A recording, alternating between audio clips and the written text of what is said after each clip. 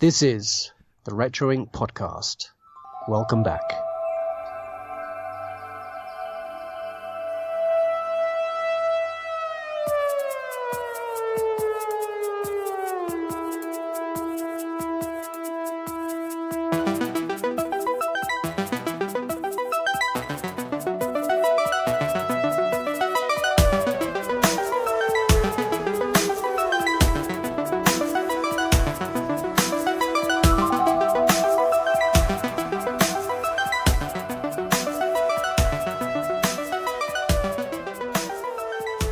Welcome back to the Retro Inc. podcast with myself, Adam, my co-hosts, Andy. Hello there. Bonsoir. And Jeremy. How are you, sir? I'm well, thank you, and greetings. Fantastic. I hope you've had a good week, and our listeners have had a good week. First of all, Andy, let's. What have we got on the show today? And got some comments, haven't we, for Well, we have. us from iTunes? Got some comments from iTunes. This is from Ian. Ian, what did you say his last name was? Ian Sol Anderson. Sol Anderson, yes. Mr. Soulfire UK. Great show from Adam, Andy, and now Jeremy. Feed your geek ears a nice clean diet of chat and topics as far-reaching as Cat Pickies to Attack of the Mushroom People, Mantango, 1963. Yeah, sounds like he's only listened to one episode. He joined our group. He's a friend of mine, and he's loving the show. And thanks, Andy, for that comment. That's really reading that from Ian. Yeah, thank you very much. Yeah, I hope he watched Attack of the Mushroom People because it's a classic. I'm amazed it's not more famous. I'm going to do you a favour, and I'm going to sit and watch this myself. It has subtitles, I believe, doesn't it? It's a subtitle. No, it's dubbed. It is dubbed. Okay. It's like watching a crap version of Monkey. It's brilliant. Well, this is the thing. I said I don't like dubbed things, but I'm sure for that it's really not going to make one iota of a difference of my feelings for it. So I'll give it a go. I watched your movie, so you got to watch mine. Yeah, is that I'll show you mine if you show me yours? Yeah, okay. Moving on to this week's news, and probably the saddest news I think that we've had for a very, very long time. The passing of Stanley Lee. We got, again, the fans love your sense of humor, and you know, it's an equal love fest because I love my fans. I cannot tell you how much I love my fans. They sometimes at night I'm sitting here and I'm thinking, what's it all about, you know? And then I get a letter from a fan, or I read something, or I see something, or I remember something, and I realize it's so lucky to have fans who really care about you. And that's the reason I care so much about the fans, because they make me feel so great. And there's something, if you think about it, that is wonderful about somebody caring about you as I care about them, whom you've never met, who may live in another part of the world, but they care, and you have something in common, and occasionally you contact each other. And this business of fans, I think, is terrific. And I love them all. How did this news drop into your inbox, and how did it affect you guys? I'll let you go first, Jeremy. I'm not sure where I first saw it, but obviously I was gutted because he's become a pop culture icon, probably more than any other creator of pop culture has done. You know, even if people only know him through his cameos, and that's where a lot of people, because not everyone reads the comics. I never have. I think when you start watching Marvel movies and the same guy pops up, you kind of go, who's that? and then more and more people have learned who he is and what he created. I think, you know, he's been in The Simpsons and The Big Bang Theory and every kind of pop culture thing you can imagine. Every Marvel movie. But even he was in he did Lucky Man on Sky. He did, James yes. Nesbitt thing. Yes. He even did a cameo in that. So, and we had to wait 3 seasons for it, but we got it, and it was like, oh my word, look, there he is. So, you know, it's a really sad thing to hear, and he seemed like a really nice guy. So, I mean, I'm getting on a bit, but he did seem like a nice guy. I hear you. It's obviously it's a sad thing. Yeah, I did hear that. I believe it was him and his daughter are working on a new superhero just before he died, called Dirt Man. Yeah, Dirt Man. And she's hoping to get it finished and put out, which I look forward to that. I look forward to see where that goes. All the cameos for the next Avengers movie and Captain Marvel have all been done. Mm-hmm. So we will be seeing more of Stan, and I think this will affect, you know, a lot of Marvel fans in the same way that it will do with Carrie Fisher. Yeah. So Andy, your sentiments on and your thoughts on Stan's passing and his legacy he left behind. Oh, guys, I mean, it's not much more I can say than what you two have already said. You know, the guy was a genius. Some of the things he gave us, you know, they're going to stand the test of time. I mean, some of them have been going how many years now? 50 years. Some of these it's longer than that. And, you know... well, the birth of it really was 1961. I mean, who else can claim to have that behind them? No one. And... yeah, I mean, I can't remember where I was, but I know that I saw it on the news, and then literally within 5 minutes, I got about 5 messages from people, and I got so many notifications from posting in groups and that on Facebook, and it was everywhere. I said my Instagram feed was just top to bottom Stan Lee for 2-3 days, and, you know, it's obviously had its impact.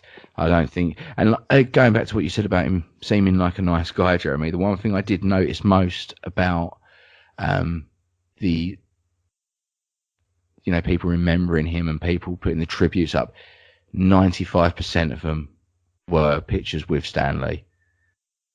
You know, it's probably something you claim is quite special to meet, but actually you had a pretty blooming good chance of meeting him and talking to the guy by the looks of it, because he seemed to just talk to everyone. A lot more chance of meeting him than it would be to meet George Lucas, that's for sure. Totally. My experience of Stan Lee started in 1977 with the Star Wars Weekly comic. Before that, I had seen Spider-Man on the racks, and I had seen it on this little turnstile that was in the local post office and newsagent. But his Tales of the Galaxy series, which was inside Star Wars Weekly, was just as exciting as reading the Star Wars story itself.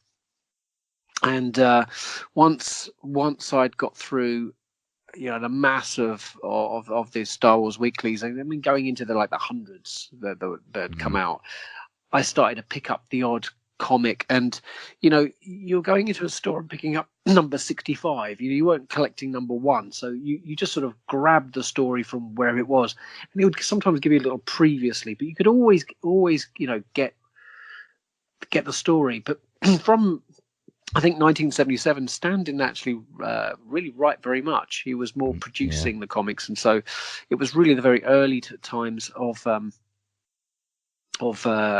Fantastic Four, I think, that really where he excelled. And Fantastic Four itself, you know, is still selling very, very well today. And I think since his passing, I can imagine there's a lot more people picking up comics, going into comic book stores, looking at the Marvel back catalogue, buying it digitally as well, which is fantastic. I mean, you can go for the bronze, the Silver Age. You can look at all this stuff, but you know, do you know what, mate?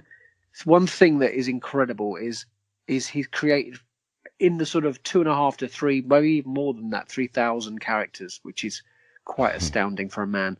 Sorry, you just say that. I didn't think about the aspect of that as well, with his passing of essentially the art of Stan Lee will now, Lord knows, rise in value how much. but there will be a lot of things now that will suddenly become a lot more expensive. Well, in I've people's started bagging collections. and boarding. I've started bagging and boarding all of my Star Wars weeklies, which I hadn't done, and I got a nice little package through the post this week of bag and boards. So I've just been bagging and boarding out pretty much everything from my back catalogue.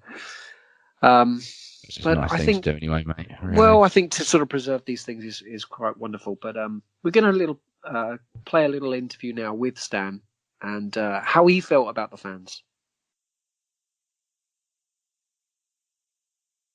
And we're back. So we have the legacy of Stan Lee, and the Marvel series continues. But in other news, and moving on to more happier stuff, what else do we have, Andy, for this week? Let's have some great trailers dropping, that's for sure. Yeah, well, sorry, you just threw me for a loop then. Yeah, we've had, well, Alita, Battle Angel. I know that we're all pretty interested in that one. Isn't it an old manga? It is indeed. Yeah. I think, produced by James Cameron. We've got the guy from Rodriguez, also involved. So it's going to have a high octane action, but also I think the production itself looks absolutely superb. It's got a little bit of that sort of Rogue One. It has a little bit of Ready Player One kind of look to it. Do you not think? Oh well, you put me Just off in the now. way that, just certainly graphically, I think it looks mesmerizing, and really looking forward to that. That's in February that drops the movie. Has that been pushed back? Because I thought that was a this year thing at first, but I did too. Maybe, but there we Maybe. go. It's something to look forward to in February, that's for sure. yeah, definitely. Maybe it's because there's no Deadpool this year. February feels Feels like yeah. yeah. Yeah, what other trailer? We had Toy Story 4 drop. I haven't actually seen this yet. I've seen the teaser for the trailer. Oh my god, I hate that we have teasers for trailers dropping, but I saw that with Ducky and some. Yeah. That's all that is so far, I think. Oh, is that it? Is it? It's a that's very what we've short got. clip. Oh, It's right, beautiful. okay. It's wonderful. It's like a ring of roses with them going round, and then No, there's all one of a sudden with two fairground toys, isn't there? Ducky There is. and something Yeah. else. Yeah. I think so. Yeah. Who are Key and Peele? I found out. So. But very happy with that news. And I think it's going to be. I mean, Tom Hanks as I think we mentioned on the last podcast, didn't we, that he was talking about when he was in the studio and how difficult he found it to read. Jeremy, are you a lover of the Toy Story franchise? I mean, we've both got kids. I mean, Toy Story is fine. Again, it doesn't affect my tear ducts in any way. I'll watch the fourth one. I'm sure I will, but it's okay. I don't mind Toy Story, but I'd rather watch Brave, I think, than Toy Story. I know that's got more endearing characters in it. don't you think though that how amazing that the way that now computers are generating the animation, how dated the first one looks compared even to the second one. But the problem with movies these days is the computer side of things date so very quickly that I'm going to bring it up. But even Avatar looks like a cartoon these days, and in its day was breathtaking. But there's so many. But if you look at movies that don't rely as heavily on CG like the original Jurassic Park, that still looks amazing because there's puppetry and That's right. Yeah. CG, and I think the over reliance on CG is the downfall of many modern movies. I think that when you look back again, the prequels, Star Wars prequels, you look back on them, and the CG is not that great because it was a fledgling, industry then. But people didn't know what to do with it. They hadn't developed it fully, and I think that the earlier movies tend to date really badly, and hopefully this won't. But we'll see, won't we? Talking of prequels, I mean, the Phantom Menace was on yesterday evening on ITV, and any excuse to just to get on and watch it. And you're right, absolutely. I think the set designs were fantastic. I think the pod race still stands up extremely well. But Jar Jar, I mean, obviously he's a character that love him or hate him, but I like Jar Jar. But a I don't mind lot Jar of Jar. a lot of the characters looked pretty dated in terms of where animation has gone. The Aquaman trailer, there's a bit in the Aquaman trailer that it might not even be CG, but there's a bit where something happens and this crowd will look at each other and then go, yeah, put their hands up in the air. That looks really rubbish. Yeah, I did see that. The thing about Alita, the whole thing looked rubbish.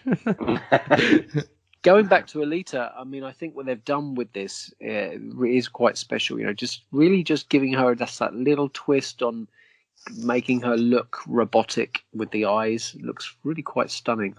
Yeah. So after the Toy Story trailer, what else have we had dropped this week? Dumbo.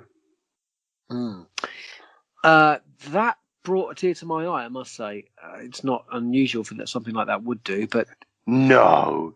But I mean, you can't resist a baby elephant, can you? But it looks fantastic, doesn't it? You've got to be going to see that, surely. Maybe if the children want to see it, I'll go see it. But I'm nearly 50. Dumbo doesn't really do much for me. The unfortunate thing about going to see a film like that in the cinema is the amount of noise. The amount of noise that there's going to be in the cinema is always a thing that puts me off going to see a kids' film. Yeah, the crisps, kids having their sweets. Fun, oh, good. Yeah. So do you remember you used to be I one might go and once? see that. I know, but I might go and see that sort of one sort of very wet weekday, 1:00 in the afternoon, when there's no kids about. Yeah, I won't bother seeing that at the cinema. No doubt I'll catch it when it comes to some sort of streaming platform. But to be honest, I don't like the original Dumbo. We had another I have Disney. to admit, I've never character seen the original Dumbo. It's only 63 minutes long, I think, something like that, mate. It's a little bit trippy. It's a little bit trippy in places. Yeah, pink elephants on parade and all that. Yeah. It's weird, but I just, if you can deal with films full of cultural appropriation, slavery, and sadness, then go for it for 63 minutes. It's all there. If you want racist crows, you're in. You're selling it well. Yeah. Disney have dropped a trailer for the Mowgli coming to Netflix soon series.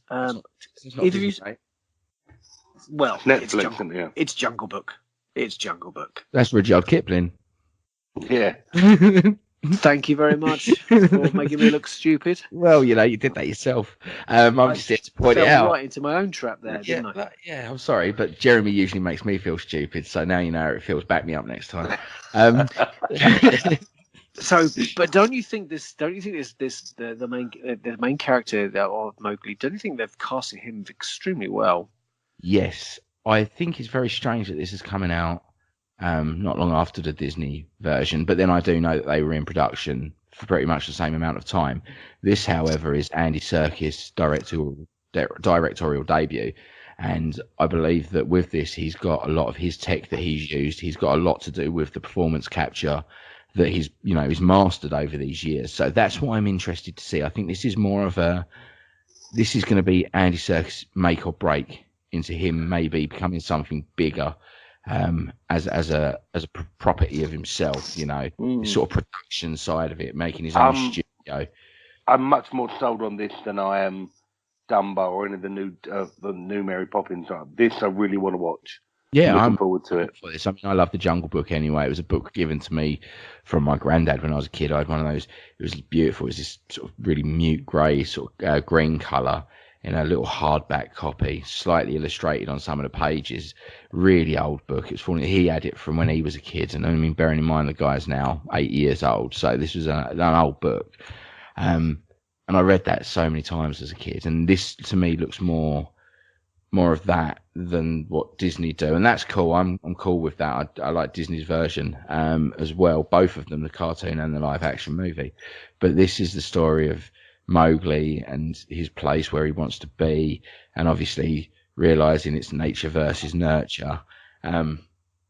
It looks really cool. I like the look of all the different animals. How they've got that, because it's different. It's different to the Disney version, and that's what I was hoping for, because otherwise they're going to be two very similar animals, and it's going to look strange having that so close together. But if it wasn't Circus attached to this, I'd probably think why. But that's the thing that makes me really want to see this. Great point. The voice actors sound amazing, don't they? Yeah, They do. You know, they've got an amazing cast in there.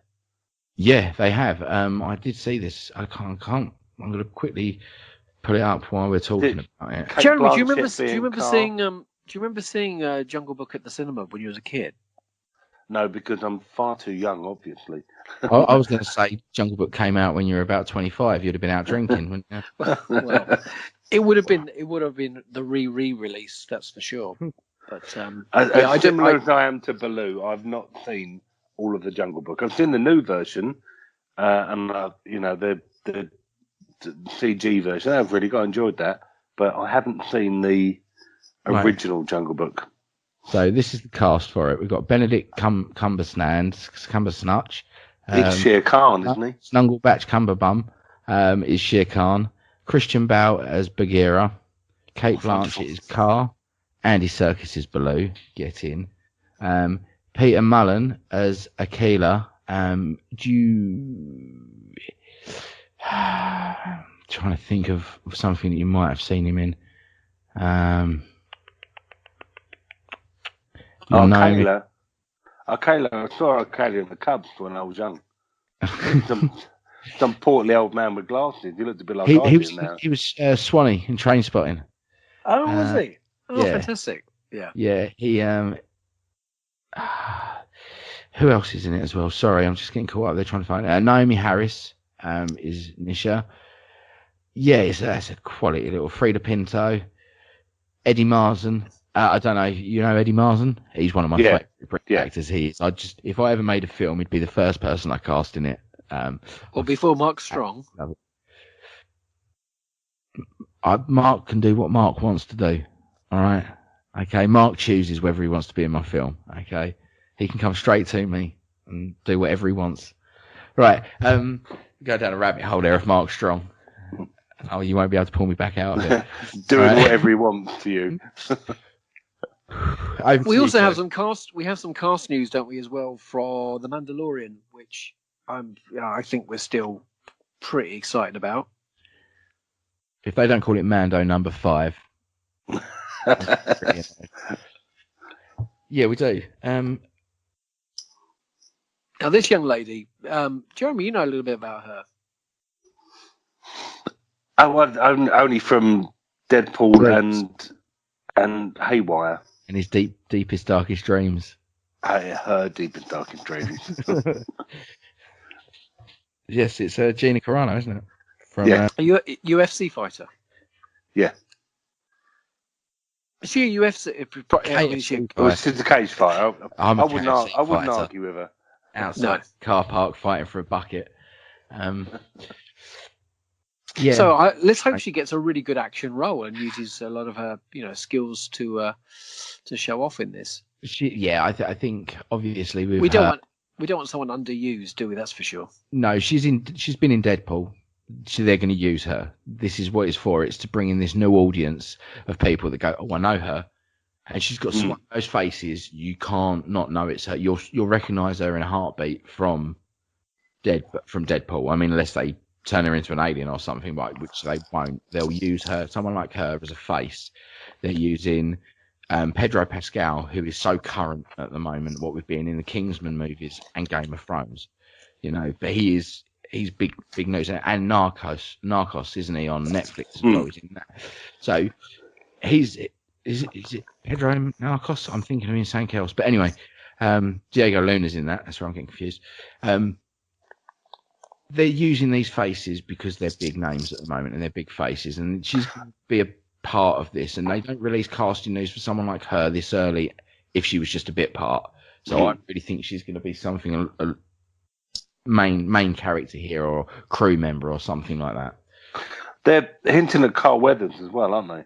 Yeah, we spoke about that last week, didn't we? Briefly. Yeah. Carl Weathers, I can't see him being an action role these days. Really? I think maybe more grizzled old vet. Yeah, it'd be a mentor, wouldn't he? Yeah, grizzled old vet. Sort of Forrest Whitaker, in Rogue One. That Saw Gerrera type of character. You look at him and you think, yeah, I wouldn't want to F with him, but he's an old man anyway. that sort of role, yeah. You think if I kick off with this old man, he'll probably break my neck. But yeah, I'm not dubious about this Mando series at all. I'm so looking forward to it. This is what I want from Star Wars. But I want someone bigger. Do you get me? Like, you've got your Pedro Pascals and your Gina Caranos and your Carl Weathers. These are all great, but I feel like there's a name missing there. I don't. I think this is the kind of thing that will make a name. If you go into Game of Thrones, no one was a name in Game of Thrones until Game of Thrones came along. I think this is what's going to elevate people to the next level. That Charles Dance, and clue who he is. Oh, speaking of Charles Dance, I watched Alien 3 again this week. Oh, yeah. And I'm disappointed with myself because I didn't hate it as much as I thought I would. In fact, I really enjoyed it after hating on it for all these years. It's a good film. But 1 and 3 are my favourites. But the thing that annoyed me, the thing when I watched it at the cinema, they killed off Newton Hicks straight away, and then that was that. But when I watched it again, the cast is incredible, and it's much more like the original one. The alien in this kills way more people than any other alien in any of the alien movies I can think of, just as a one-off. And yeah, and poor old Charles Dance didn't last long, but he did manage to. But my point is, no one was no one big in Game of Thrones. Like Ian Glenn. Okay, Charles however, Dance, Liam Cunningham. However, if you look at Sean Bean, Sean Bean. Sean Bean was in it for half. Rory McCann. Yeah, but he wasn't anything, and we know him from Hot Fuzz and things like that. But until Game of Thrones, he wasn't. I know, yeah, a bigger name. Yeah, and all the Starks are big names now, and the Lannisters are all big names. Peter Dinklage is a massive star, and he was an elf, but everyone forgot him in Elf. Now they know him as Tyrion, and that's he was even in Thor, wasn't he? So I think it's one of the things that's going to make it's going to project people to a bigger audience, and it's going to make stars of people. Yeah. So there. So we know now also that Game of Thrones is coming next year, and that's very exciting. I guess. How big a fan are you both of Game of Thrones? Yeah, Game of Thrones is the third best TV program of all time, behind Doctor Who and the A-Team. So yeah, that's the thing. I haven't got them in front. So for me, it's Game of Thrones and Lost and Red Dwarf. So. Oh, there's an episode there, isn't there? Won't go down that slippery slope tonight because we'll be here for hours. But yeah, I agree with you, mate. I mean, I understand the others for nostalgic value for you, and you've held on to them for so long. But to even think about having something like Game of Thrones in your top TV series of all time, and it's only 7 years old, says something. Astounding. It's one of those, and you're not one of these people, and I know that. And I do it sometimes with some stuff. Infinity War is a exception to the rule because I watched it again today. Still amazing. But you can be one of those that I can't remember how Tim on the Nerd Room described this the other day. Used a phrase for it, but it's to do with the hype. You really enjoy something at that moment, and it's your best thing ever. And then 4 or 5 years down the line, you forget about it. The ones you get it a lot. Like I really love the Hunger Game books. I read them back to front. Was enjoying the films, and after I was waiting for the full film, I just fell off the wagon. I still haven't seen it, and it's not as in the forefront of my mind. But there's those certain things like Doctor Who and things that stick with you forever. But then there's ones that you think this is amazing, and then it dwindles off. Game of Thrones, I don't think will ever do that. We're 2 years waiting for this series, and I'm so hyped. But there's people out there who go, I've never seen an episode of Game of Thrones. And you think, well, more for you then. Yeah. Because it's brilliant. There is nothing like it on television. Like them everyday hipsters, mate. They're the people that just they want to hate on something because people like it. Oh, I can't be bothered with that. It's like an old person with technology. Oh, I don't need to know how to use that. I don't want to know. It's that sort of thing. They're just being dismissive because they'll be a bit behind and everyone else likes it. They're, whatever, I don't care. And that really bugs me too. Like, your loss. Yeah. The wonderful thing, I think the wonderful thing is that once this is all complete and you look on your shelf and you've got, if like me, you've got them in these beautiful box sets and packaging, and you think, can I be bothered to watch the whole thing all the way through again, because it is epic. And you just, there is any excuse to put it on, is what I say, really. Well, I tell you, Harry. And I think the first series, I think, is very underrated. I think a lot of people just feel like, I don't really know what's going on and everything else. But once you got into series 2, I watched series 1 again because it was just so damn good. This is how it happened for us, because when it first came onto Sky, I saw the trailer for it and I was like, that is so up my street. I'm there, I'm watching it. I said to my wife about it. She went, yeah, it looks all right. You know, she likes fighting, sorcery, swords, sort of dragons. You know, she's up for fantasy. But she was like, yeah, it looks all right. We'll watch it. And then the season come and went because it was short. I didn't actually watch it. And it was 2 or 3 seasons in. I told everyone I knew to watch it. Oh, you'll love the look of this. Watch it. And I never did. And then I started one day. I thought, right, I'm going to put it on. I watched episode 1. I thought that was brilliant.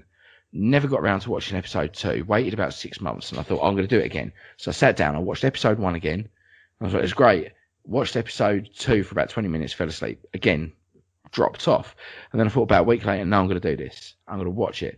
And lo and behold, Stace turns around to me and says, I really want to watch that Game of Thrones with you. So I had to go and watch episode 1 again for the 3rd time in sort of 8 months. And I sat there and we binge watched season 1, 2, and 3 because they were out at the time. And then we waited for season 4 to come out. And then as season 4 was coming out, it was about 4 or 5 weeks away. We thought, we'll do it again. We watched seasons 1 to 3, right? Refreshed ourselves and watched season 4. As season 5 was coming out, we watched seasons 1 to 4 and watched season 5. And in season 6, we didn't have to do that, but I think we watched a couple of episodes of season 5 at the end just to catch ourselves back up again. And then obviously with this coming out, I think because it's been so long, we're going to probably start again very soon, right from the start. You should from episode 1. Yeah, we will do because it is such a intricate story over a longer period of time. There's a lot of things I've forgotten, especially with names and places and stuff like that.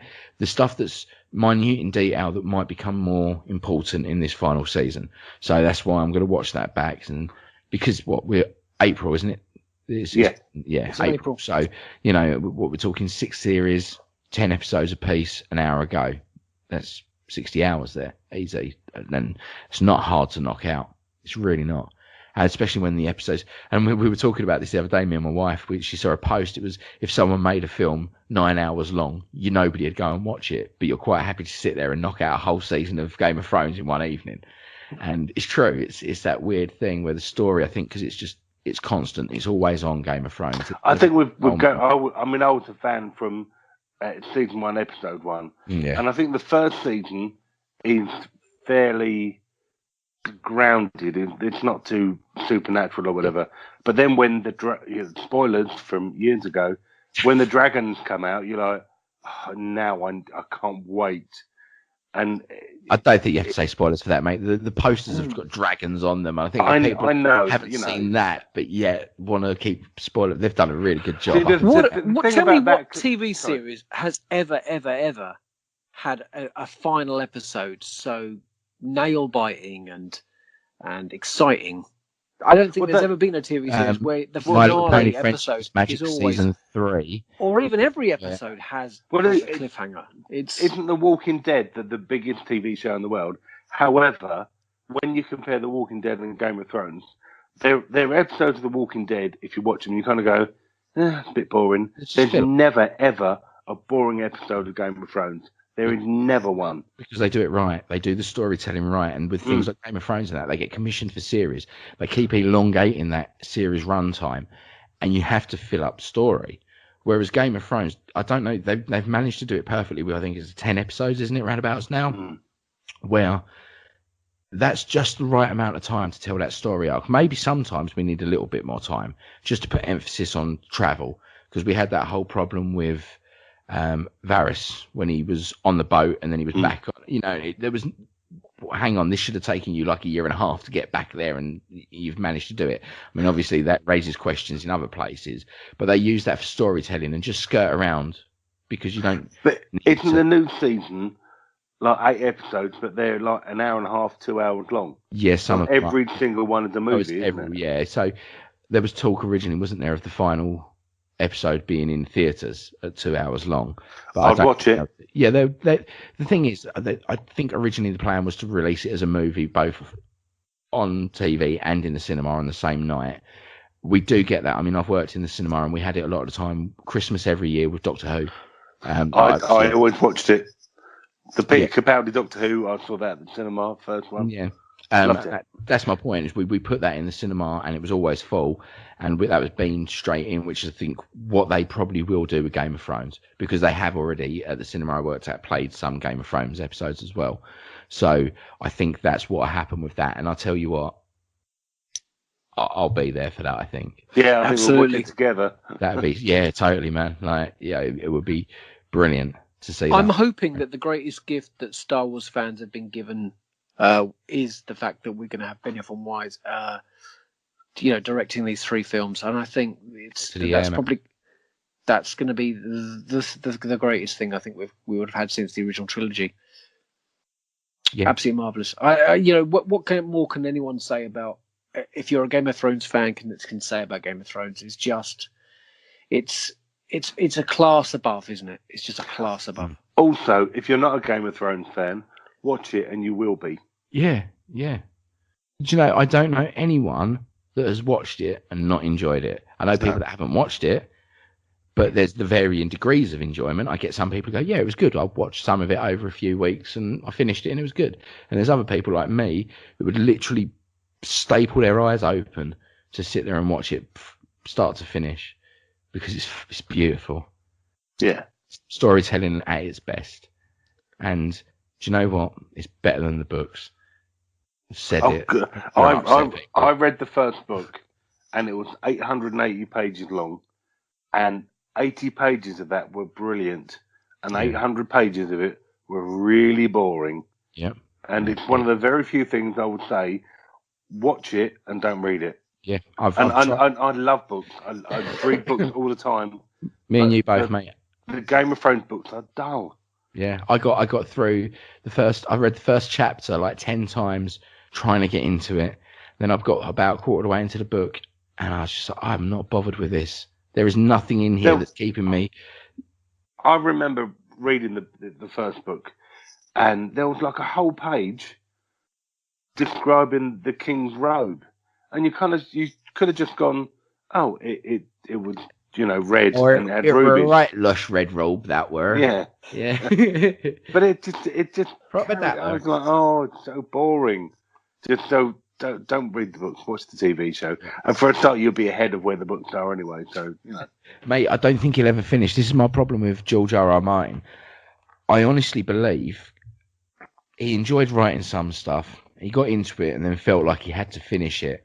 And then this TV show happened, and I don't think he's got a care or a want to ever finish this series. Why would he need to? He's made his money out of it. I know, and it's going to upset a lot of fans of the books, but I think he looks at it and goes, he is telling a better story and medium on the screen rather than he is in a book. And I think he is probably in the same position as me and you that goes, yeah, the TV show's better. How can I compete with that? Why would I bother finishing it via book when I'm doing it on here? And it's probably easier for him. We've got a new George R.R. Martin series coming, sci-fi series as well. Yeah. I don't know if it's Wildcard or not. I think it's called Wildcard. I don't know if you know what that is. He did another series and it's about superheroes where it's like X-Men. They get the Wildcard virus, I think it's called, and they all get a certain different power. And I'm all up for that. That sounds like that's more of a love child of his at this point.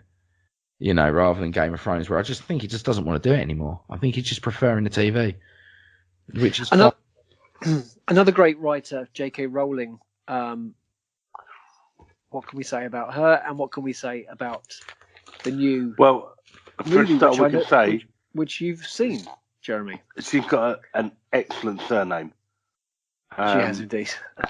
So this movie is called. What's the full name of this new? Fantastic Beasts and Where to Find Them, Crimes of Grindelwald. I thought it was the Wizarding World of Harry Potter presents Fantastic Beasts 2 and Fantastic Beasts and Where to Find Them 2, The Crimes of Grindelwald, isn't it? Yeah.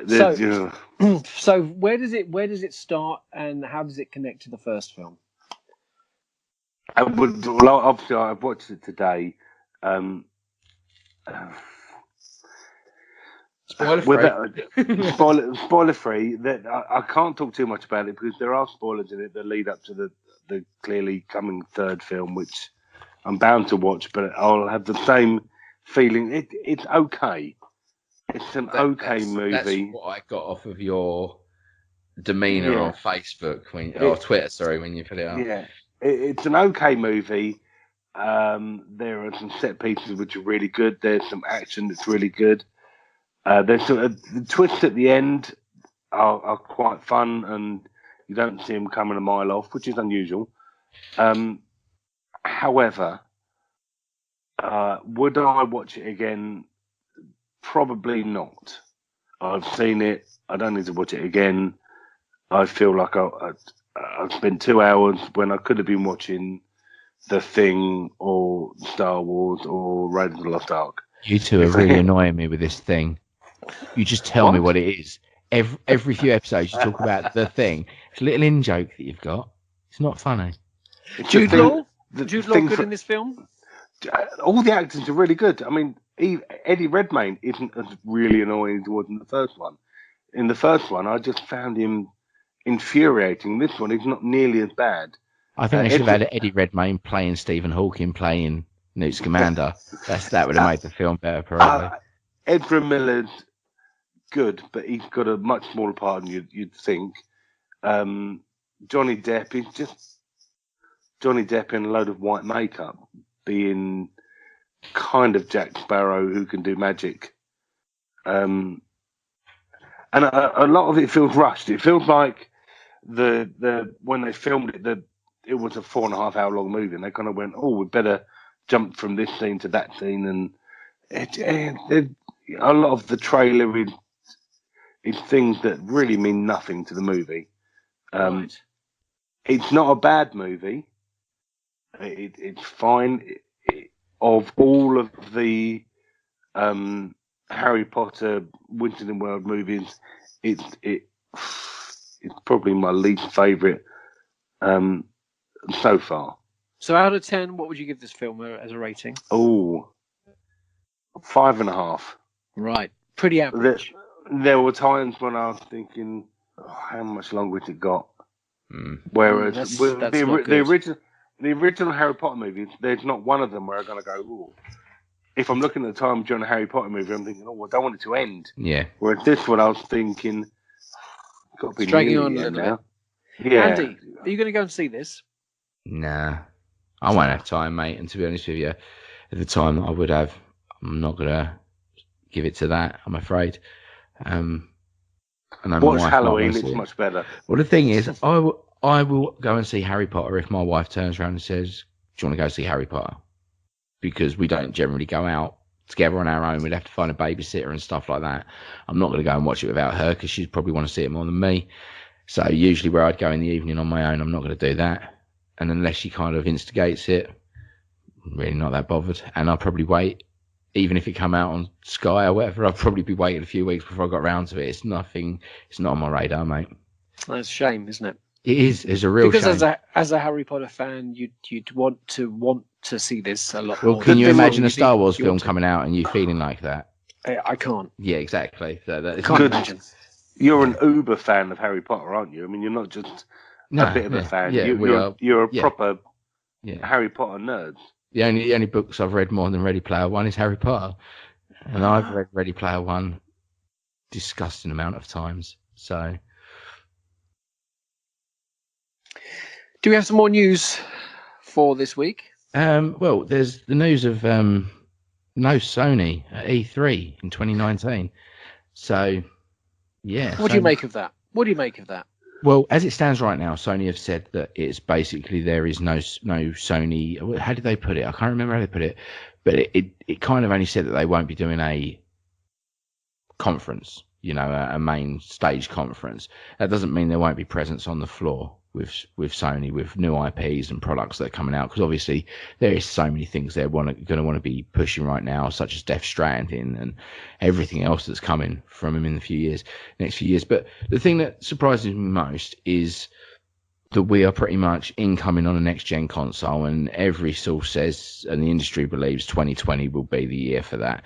So to pull out of next year, 2019, and get any sort of hype going is a little bit surprising. However, I think Sony, this might be a clever move from them. I mean, to be fair, Nintendo haven't done it for the last few years, so it's not something that is unheard of, and they've released a Switch to great acclaim over the last year, and they haven't been at E3 because they do their own one. But Sony have PSX, but apparently they're not even doing that this year. So I don't know where that leaves them, but maybe it's because they're trying to muster their forces and really make this next launch of something very special, because right now they have the high ground over Xbox. This is the first time in a long time that Sony are the ones on top, and I think they want to make sure they go into this next generation in that same position. We're getting rumblings of what's happened with Xbox, and we'll get on in that in a minute, because that's, segue into our next talking point. But I think this with Sony is them cautious. They're sitting there going, right, we don't need to do this. Right now we are in, probably 20% of homes across the world. I don't know exactly what that statistic is, but it's a stupid amount, the amount of consoles they've sold. My mum had a PS4 before me. And this is, I go around there, it's just got a Lego Dimensions set up on the nest of tables. It's bizarre. But, these are things that are in everyone's households now. And the next generation of whatever we're getting is going to be something big, because we are now at the point of cycles with mid-generation iterations of stuff. And things are going to start lasting longer than they did before with these things, because they're going to be hubs for your home. They're going to last longer as a life cycle generation, but with incremental leaps. That's and right. Yeah. That's going to become the norm for the next gen. And I think what they're trying to be working on here, and we're seeing it with Xbox, which we'll get to next, is them being cautious, them knowing what their customers want, and them seeing what Xbox are doing first. I think before they go. We know now what Xbox is doing, and this is where I find the tricky news, that they are going to get rid of the drive, the disc drive. The disc drive. No, this doesn't surprise me, to be honest with you, because this is this generation cycle, isn't it? This is Xbox with the Xbox One. They're going to be releasing a new Xbox One with no disc drive.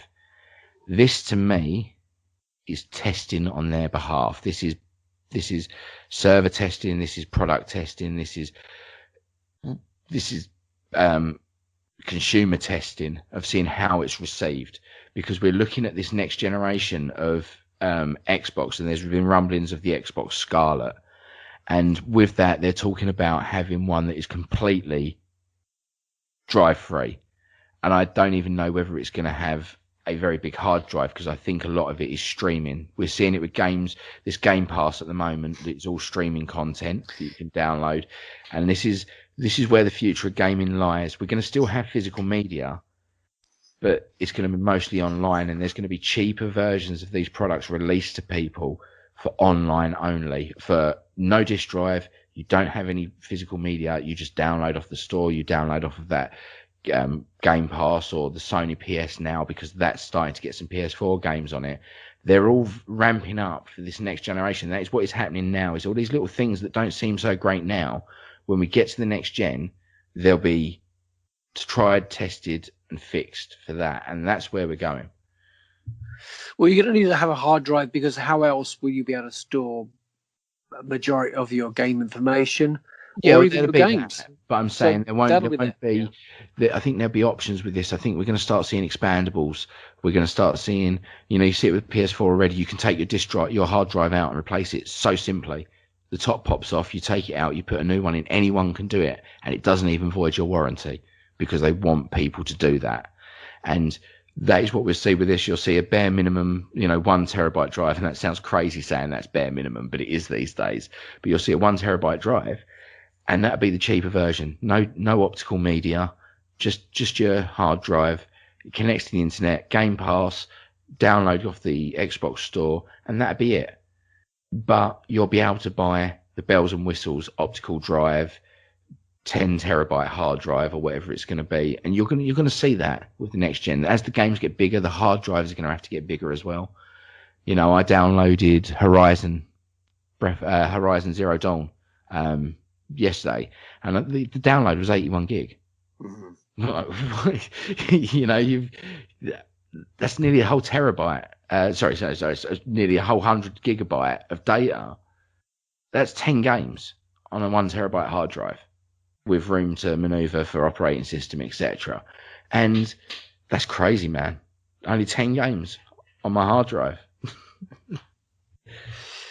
Retro gaming news. A lot of the reviews for the Nintendo system haven't been great. Have you seen any of the reviews for the Nintendo? Which one's this? For the NES, the new NES console, the new mini. The mini? No, I haven't. No. Not great. I think a lot of people are a little bit not happy with the games there. I mean, of the 20 games, perhaps 5 are games that you would want on your console, and the rest are just fillers.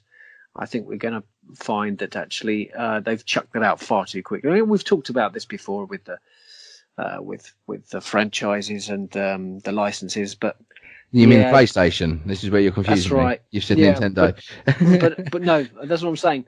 I think what we were hoping for with the NES was to get a lot better games than there is on it. It's very, very small. The actual console itself. The control pads are extremely small. I mean, that's the clue in the title. It's called the Mini. Yeah, and it also has a very short cable as well. So that again is a bit frustrating for a lot of gamers. And also there is the little Atari Handheld. I don't know if you've seen that at all. It retails at around sort of £40. I have indeed. And what do you make of that? I think for that price for Atari games, just use an emulator. Honestly, now, they're not that great now. Yeah, I mean, I really like the look of this little machine. I love the sort of wood effect, the orange buttons, playing Centipede and Missile Command, fantastic, and a great little Christmas present to ask for if you want something, for Christmas. It's an ideal little machine, that. But yeah, I think the Sony news, as far as I'm concerned, I think if you haven't got anything really to say and you don't really want to give away anything just yet, you best not turn up. Yeah, I mean, you've only got to look back to pre-PlayStation 3 when they were at E3 for that one, and they came on stage and they were so pumped and they said yes, I think it was $600, and jaws hit the floor, and that wasn't the reaction they wanted. And they jumped the shark. They released too much information too soon. They scared their user base off. Even reporters in the room were sitting there supposed to be excited about this PlayStation 3, and the only chatter was it was going to cost you over £500,000 to buy one. Like, what the hell? This is a games console. They're looking at, you've just come off the PS2 for £200, and you're tripling that essentially for the next iteration. And they went down a different route for the PS4, and they did it right. They did it very right for the PS4, and they were cautious and they were steady. And this doesn't matter. I think we're going to have E3 happen. We're going to have Microsoft dominate it and then go brilliant. We had the whole show to ourselves. And then I guarantee you 2 or 3 weeks later, not even that, Sony are going to drop a bomb. Big news. And it is going to blow everything out of the water. And they're doing it right because they'll do it for themselves when they want to do it. And it won't be in a room full of judgmental eyes and people that are, you got to remember some of these reporters as well. They get news of a $600 machine. They're working 23-hour days. They've got con coughs and that. They're ill as anything from all the germs flying around.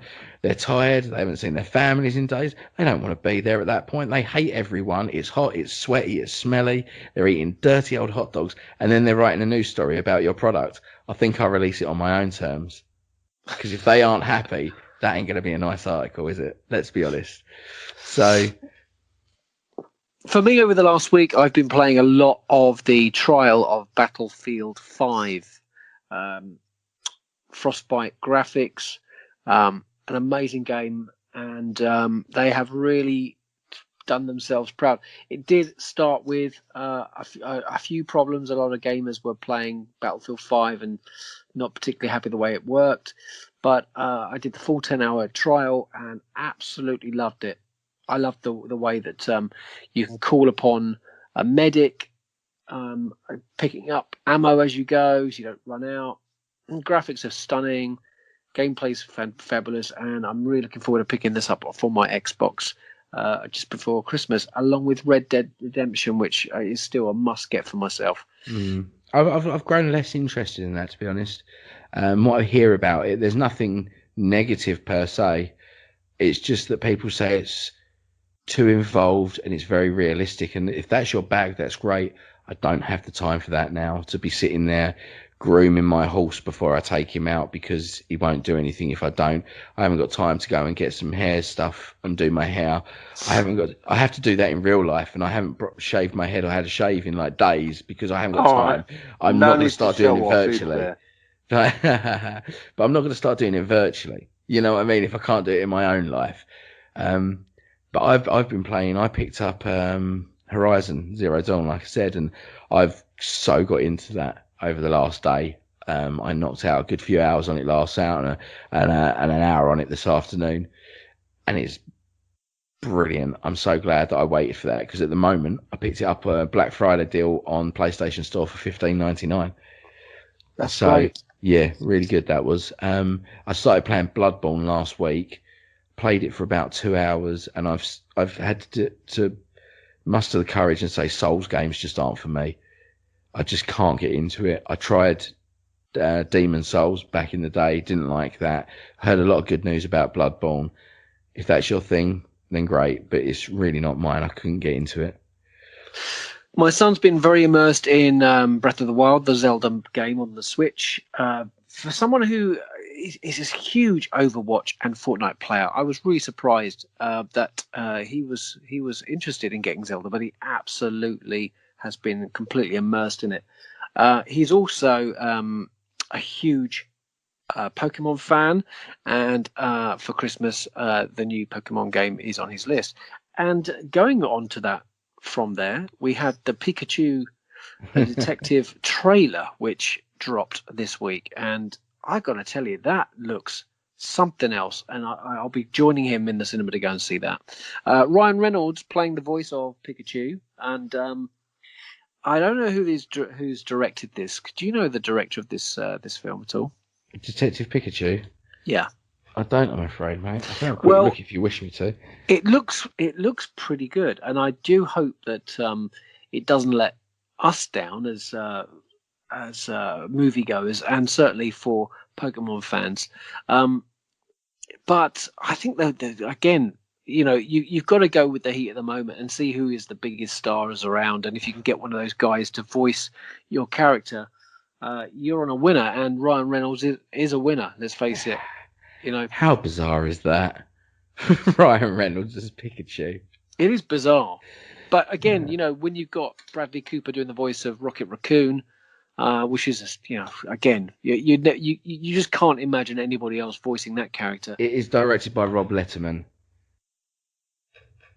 Previously, who is he? He directed Goosebumps,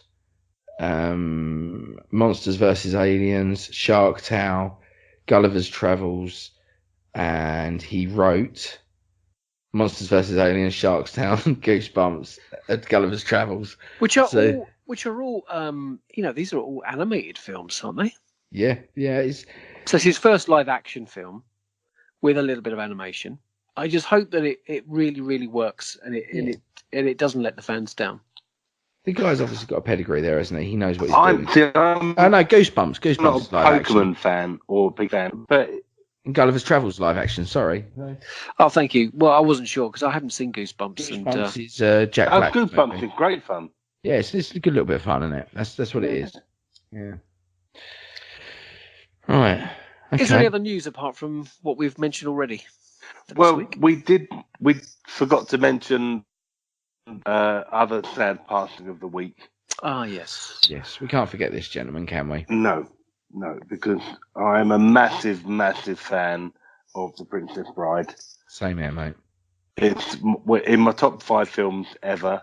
In fact, Freddie, my son, asked me the other day if I could only ever watch one film for the rest of my life, what it would be, and it would probably be Princess Bride. So I'm losing you there, mate. Sorry. I don't blame you. just start again with the if I could only watch one film. If I could only ever watch one film again for the rest of my life, it would probably be The Princess Bride, because I think there isn't many other films you can watch as a one-off and just go, that film is perfect. Yeah. There's not a lot wrong with that movie. You know, it's a wonderful piece of cinema. Yeah, And no, I agree. whatever you're looking for in a movie, it's there. You know, you've got the action, you've got the comedy, you've got it's so well written. Romance. It's the whole point of it. Well, yeah, that is the whole point of it, isn't it? That it covers all the bases, and he even says it to the kid in bed, doesn't he? He goes, "Oh, it's got, you know, I can't remember what Columbo says, but you know, he goes through the whole story, and it's got wizards. To Fred Savage, isn't it? Yeah, to Fred Savage. Bit of romance and sword fighting. Yeah. Yeah, and that's what it is. It's the quintessential ripping yarn, isn't it? That's the whole point of The Princess Bride, and it's a beautiful little film. It really is perfect. Yeah. Carrie Hills is that's him. I mean, whenever I see him in anything, even in Saw, he is the Dread Pirate Roberts. Oh, totally. Yeah. And even so quotable. The amount of times my wife and I shout inconceivable at each other. But there's hardly a line in that movie that isn't quotable. At some point, you can't throw it out. Even anyone want a peanut, you can just, you know, it's just it's a sublime movie. As you wish. Exactly. Yeah. You know, and if anyone says hello, in your head you're going hello. My name is Inigo Montoya. You kill my father. Prepare to die. Exactly. Yeah. And, you know, have you got 6 fingers in your hand? And you seem like a good man. I don't want to kill you. And all those the whole of the movie is just. And have you read the book? Because I know you like the book. I have the book. Yes. And the book is as perfect as the movie. Yeah. And it's one of the very few movies where the cast is perfect. You can't, a lot of the time you read the book and you think the cast, it's okay. Yeah, I have it. You can't imagine anyone else being the characters in the movie. Yeah. Other than who is in it. It's just perfect. Yeah. It's almost like they wrote the movie with those characters in mind. It's perfect. Yeah, and that's just one of the many films he wrote. I mean, he was an amazing writer. But of all of his films, that is the best one. Yeah, I agree. Cinematography-wise, do you think it still stands up? It's how old is the film now? 87. 87, I think. Is it 87? I think because it doesn't take itself too seriously, the effects don't matter. Yeah. 87 it was. Sorry, I was just checking that one. Yeah, it doesn't take itself too seriously. It is. I think it's got kind of a Mel Brooks kind of feel about it because of the era it was made. It does that comedy, it carries through to this. But when there's no obviously CG or anything because of the time, and I think those practical effects help it maintain. Even the RIS, the road. It's a man in a suit, but you don't care. No, because it's real. It's there. Fun. Yeah, it's just fun. And if they remade it, they would ruin it every step of the way by having a CG giant and CG rats. And you just needed Andre the Giant. That's all. And the screaming eels would be wrong, and it would be all scary. No, it's just fun. And every time you watch it, you forget that Peter Falk is going to be there reading the book to Fred Savage because you get so engrossed in the movie. And Mel Smith. Just everyone, Peter Cook. Yeah. It's the perfect cast in any movie. Billy Crystal. Oh, yeah, exactly. And Carol Kane. I mean, how can you not? You know, the quotes, I've been mostly dead all day, and I'd still say to people, have fun storming the castle. You know, instead of goodbye, I would say have fun storming the castle because it's perfect. And there's a lot to be celebrated for this wonderful man's life. But, you know, for me, The Princess Bride is the pinnacle of his achievements. Okay, and I'm sorry if other people don't agree, but you're all wrong. Some great quotes from it. We'll never survive. Nonsense. You're only saying that because no one ever has. That's a great one. That's a brilliant one, isn't it? It's just surrender. You mean you wish to surrender to me? Very well, I accept. It's a great film. Oh my God! Did you ever feel that this could have had a follow-up film to it? No. It's perfect. It's one of the movies. I mean, if you read the book, there is kind of a prequel bit in it where I won't spoiler it because people should read the book because it's amazing. But they did kind of start another book, but you don't need to. It's perfect. Leave it alone. Good night, Wesley. Good work. Sleep well. I'm most likely to kill you. Probably kill you in the morning.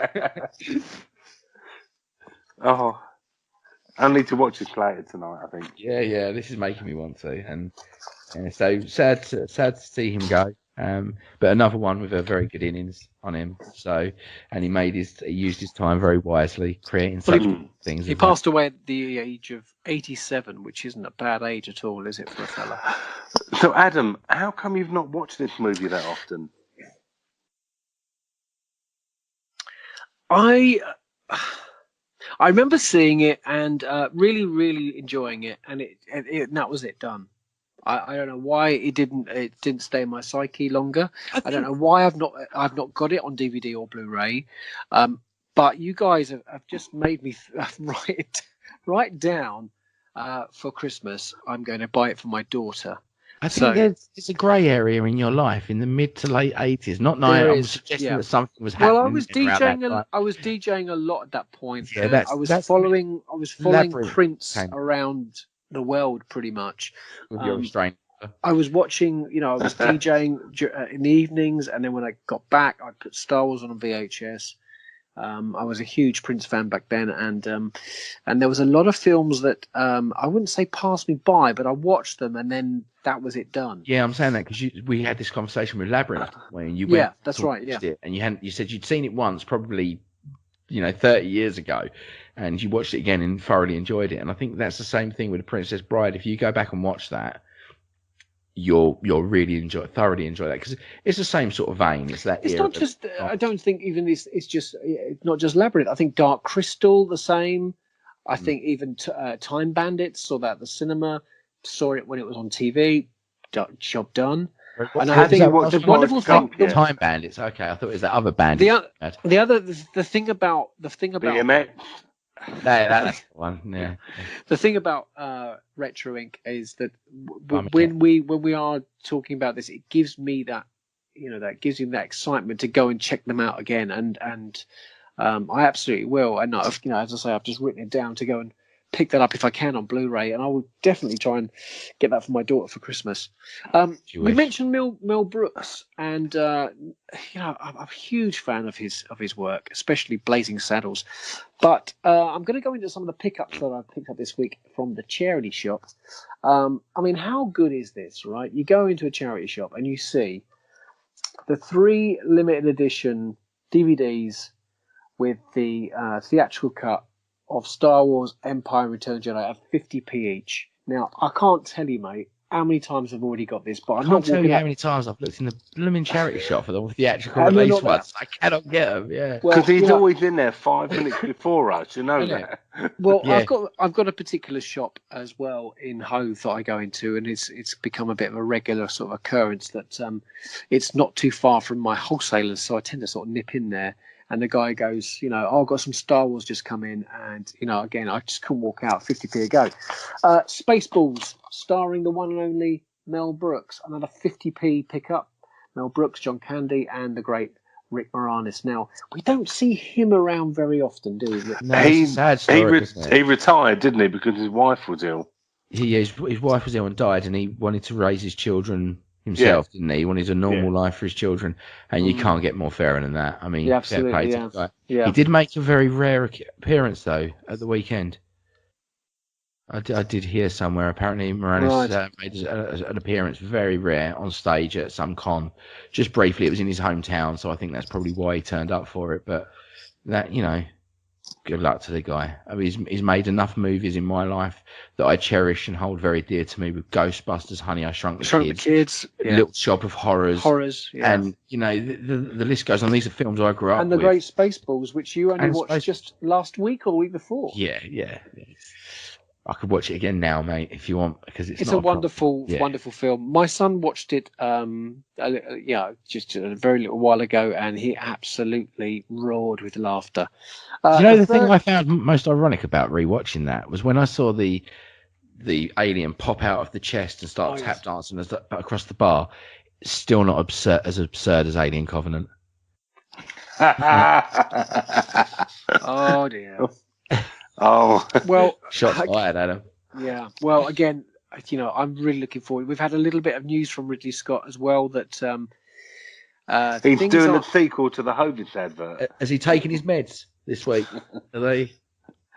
Well, the news doesn't look too good for this third and final part because there's so many issues going on with 20th Century Fox and its buyout with Disney. But moving swiftly on, the third DVD that I picked up stars Jay Baruchel and Kristen Bell and Dan Fogler and Sam Huntington and Christopher Marquette. It's the one and only Fanboys. Now, when did you guys last see this fantastic movie? Probably about a month ago, mate. That's one of my go-tos. It's just on. Okay, don't kick me off the podcast, but what? Go watch Fanboys, written by Ernest Cline, the guy who wrote Ready Player One. Right, yeah. It's a story, mate. It is perfection. It's a story regarding four guys growing up, right? And they used to be best buddies. They grew up during, Star Wars. They were Star Wars fans, and they all drift apart, And you see them later on in life, and one of them turns out has cancer, and he's gonna die. And this is just before Phantom Menace, and they get together to sort of see him and everything and see how he's getting on and to make their goodbyes because they haven't really spoken in years. And one of them brings up this plan they had to break into the Skywalker Ranch. And they use this plan to get to the Skywalker Ranch, break him in and let him watch Phantom Menace before it's released and before he dies. And the whole movie is their road trip to making this happen.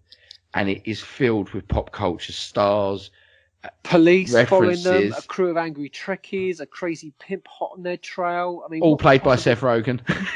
Yeah, you've got William Shatner starring in it as well. It's just phenomenal. It's just a phenomenal film. One of those clever stories. Yeah. That when it makes you laugh, it makes you laugh, and when it makes you cry, you'll be on the floor in pieces. Because I'd love to sit here and tell you all about it, Jeremy, because I know that you would love it, but I think you need to go and watch this. You need to do yourself a favour as any self-respecting fan and go and watch Fanboys, because you'll relate to it, you'll laugh and you'll cry. If you do not cry at the end of this movie, I will self-certify you as dead inside, right? Because it is beautiful. And that last line, the one, Adam, is just brilliant. It sums up. It's the best. It's like an hour and a half of build-up to a punchline. And that punchline punches you hard, and it's brilliant. I found it on a website, and I will watch it this week. The thing with this movie was, when it was originally made, we didn't get it for 2 years after its initial 2008, release. Isn't it? No, I think it was made before that, or it was made it was whenever that release date is. That's the release date was 2 years after or before, dependent.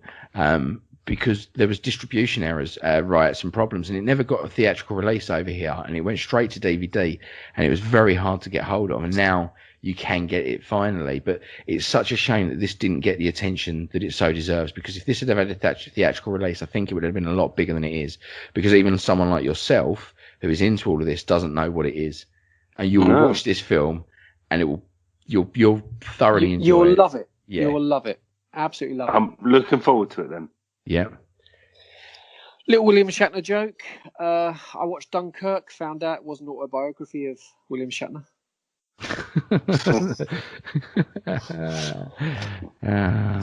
So on that anyway, note, guys, I've got to tell you that, if you've got charity shops around you, do go to those shelves where the DVDs are, because there are some fantastic retro pickups there. I saw Clash of the Titans. I've seen Labyrinth many a time. I've seen Dark Crystal many a time. I've seen the original Tron Classic a few times, but I still cannot find The Last Starfighter. And it is such a hard to find DVD that, I'm very tempted to keep, trying to pick it up. I think there's a Blu-ray 25th anniversary edition, but I'm never too sure if that is the original Disney release or not. But the thing about looking for DVDs and stuff like that, you can get them on eBay, but it's more fun to find them in the wild. Imagine the joy walking in, right? I find all three of those theatrical cuts, which again I've so many times, but again, £1.50 for all three of those, and Spaceballs and Fanboys at 50p a throw. You cannot isn't it? I think go wrong with that. What Jeremy just said, it's that thing, isn't it? Where if I was to sit there, go through eBay, and I find those three or four films that we've just spoken about, I think, I'd want to watch them, or get the theatrical releases of Star Wars. They're going to cost me £1.20, £1.50 on eBay, and I can get them sent to me.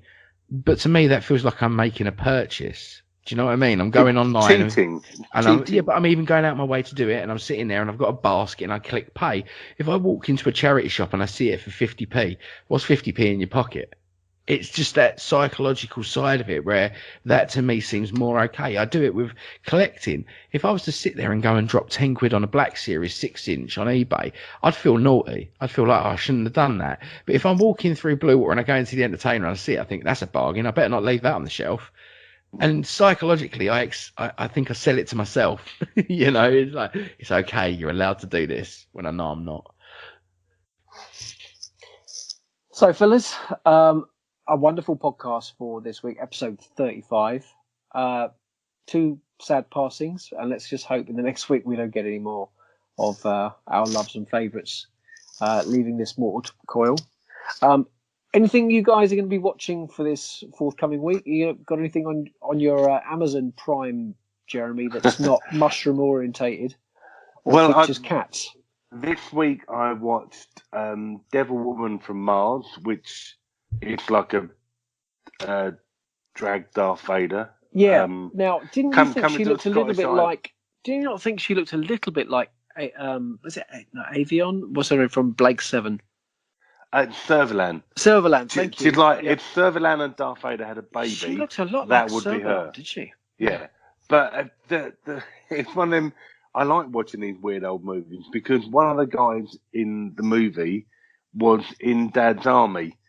And if the guy goes, "Oh, we're doomed. Oh, we're doomed." Yeah. And it was like, "Oh my God." Was this film in black and white as well? Of course it was, yeah. Yeah.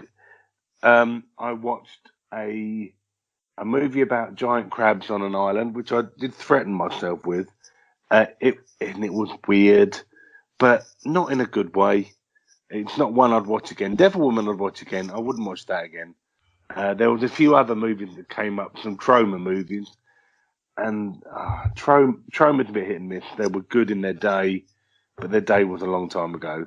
I watched, was it Fire and Ice? Do anyone remember that, the animated movie? No. You should look that up. Fire and Ice, yeah. That's an animated movie that I watched. It's ringing bells. You sparked something in my head. Well, it's that one of the guys in it is voiced by a guy called Steve Sandor, who was in a couple of really good episodes of the A-Team. So, I like him. I always like him. Andy? Yo. What are you planning to watch on any device or screen this week? The inside of my eyelids at any given moment. I've got a busy week coming up this week at work, mate. 6-day week, special big day that we plan for every year next Saturday. And that will be a however many hours day it takes to complete. So I will be at work this week.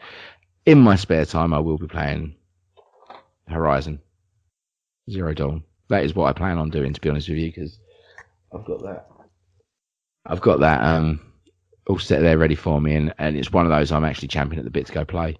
It's sitting there. So, but aside from that, nothing else, mate. Nothing else. No. Well, I'm going to have a little flick through the streaming services. I am going to be watching those, fanboys for sure. Certainly Spaceballs, and continue watching the Battlestar Galactica Classic series, which... Watch The Princess Bride. It's the best movie you'll watch this week. If I can find that somewhere, that would be fantastic. But I don't believe it's on any streaming service, but I will order that.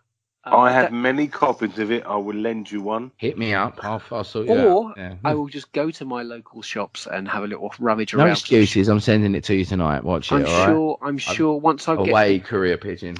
Once I get the cover in my head, Hedwig. I'll see if I can find it in amongst some of the charity shops and.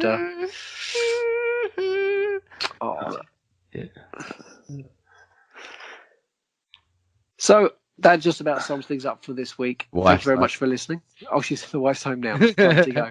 Good time to wrap up. Yeah. A big thank you to everybody who has contributed and commented on the Retro Inc. Facebook group page. If you haven't joined us there, please do. It's a really safe place to chat about pretty much anything retro, nerdy, game, you name it. If it's coming out today, we can talk about it. If it came out 20 years ago, we love talking about it. So it's safe as long as when Jeremy DMs you, okay, you don't have to accept it. All right, it's a private message. It can sometimes, you don't want to see backfire. You know that. Be careful. To the other great podcasts on the Commonwealth Network, do check out a similar podcast to ourselves. The Great Nerd Room is one to go to. Talk Star Wars as well as the Tumbling Saber podcast. Thank you very much indeed for listening for this week. Andy, thank you very much for your time, effort, and your editing skills putting this thing together. That's Jeremy, have a great week. And I'll try. Let us know what you have been watching via the DM. I'd like to know what crazy stuff you're watching this week. I think you just look at IMDb's movies of all time list and you scroll right down to the bottom. And that's where he starts. No, because Titanic I'll never watch again, and that's number 2. No, right at the bottom of the list. Yeah, you start at the bottom and work your way up. That's what you do. Oh dear, but the best stuff's right down there. Boggy Creek and The Creeping Terror. Christ. You just need to watch them. Going on about freaking Boggy Creek. All I can say. Have you watched it yet? No. Is watch it. It's on YouTube. It's free. To our listener out there, right? If you watch anything, if you watch anything remotely similar to Jeremy's taste, do recommend some stuff on our Retro Inc. Group page. We'd love to hear about the listener joke, Jeremy. We had 2 until you joined us. All right. But one of them was me. Yes, that's the point. Right. Thanks very much for listening, guys. You've been listening to Retro Inc. I'll see you next time. Mushrooms. Mushrooms. I'll be seeing you.